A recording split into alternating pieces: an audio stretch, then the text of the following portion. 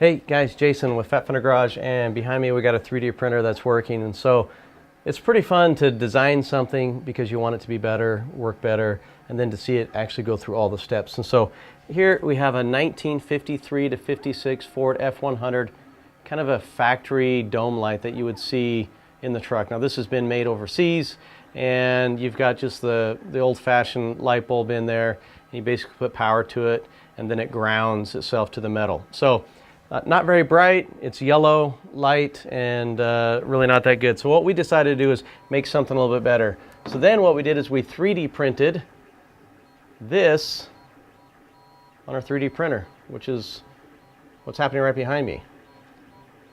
And then from there, we went to the full-blown custom machined LEDs, polished, very clean, high-quality product that you can actually put in your F100. And you'll probably last forever because LEDs don't get used that much, but you're going to have a nice, bright, white light, and that's the completed product.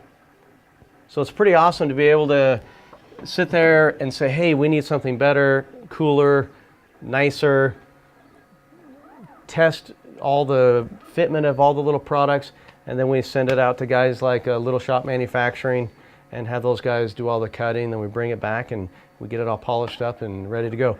We want really good products. And so if you compare these side by side, I mean, these are, we deleted the switch that some of these trucks have. Let me spin that around. But if you look side by side, it's almost a perfect replica of it. And so anyways, it's very fun to design those projects and see them come all the way through all those little steps. And so if there's something you guys are looking for or parts you guys think that need to be produced, definitely hit us up.